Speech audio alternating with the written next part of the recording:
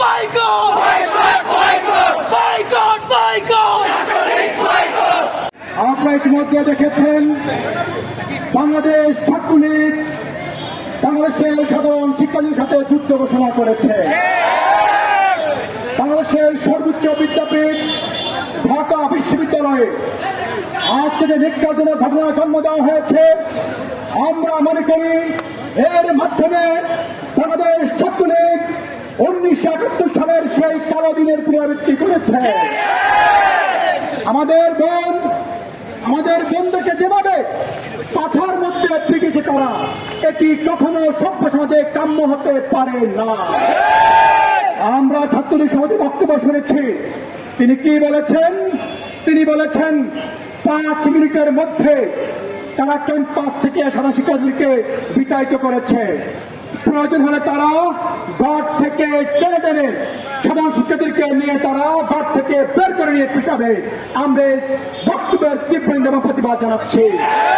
আমরা ছাত্রীকে সমাজকে স্পষ্ট করে বলতে চাই, যদি ক্ষমতাকে সাহস থাকে লাঠি বৈঠা পুলিশ বাজিত রাজপথে নেমে আসুন। সাধারণ শিক্ষার্থীরা ছাত্রীকে মোকাবেলা করে অধিকার আদায় করে ছাড়বে ইনশাআল্লাহ। এই আন্দোলন, এই সংগ্রাম, এই কোটা বিরোধী আন্দোলন কোন দলের নির্দিষ্ট আন্দোলন নয়। আমরা সরকার বাহাদুরকে স্পষ্ট করে বলতে চাই, আপনি এই যৌক্তিক আন্দোলন মেনে নেন। কারণ হয়েছে না হলে সাধারণ শিক্ষার্থীরা ফুসে উঠবে, ছাত্রলীগের সমালোচনা করে ছাড়বে ইনশাআল্লাহ। আমরা সকল ছাত্রলীগকে স্পষ্ট করে বলবো, আপনারা ঘরে বসে থাকবেন না, রাজপথে নেমে আসেন, নিজের অধিকার আদায় করে নেন। সরকার কখনো আপনার অধিকার আপনাকে দিবে না, আপনার অধিকার আপনাকে আদায় করে নিতে হবে। আজকে ইসলামী ছাত্র আন্দোলন বাংলাদেশ রাজপথে অবস্থান জানান দিয়েছে।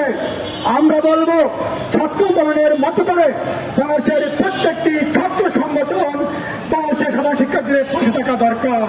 তাহলে এই আন্দোলন সফল হবে, সার্থক হবে ইনশাআল্লাহ। দেখাবে রাজপথে, কথা হবে স্লোগানে, ছাত্রলীগের কবর রচনা করে বাংলাদেশের সাধারণ শিক্ষার্থীরা ঘরে ফিরবে ইনশাআল্লাহ। শিক্ষা ছাত্রলীগ একসাথে চলে না, একসাথে চলে না, শিক্ষা ছাত্রলীগ চলবে চলবে, চলবে ছাত্র আন্দোলন লড়বে, চলবে চলবে ইনশাআল্লাহ। দেখাবে রাজপথে, কথা হবে স্লোগানে কেন্দ্র ছবি। এই দালালি না, রাজপথ রাজপথ রাজপথ।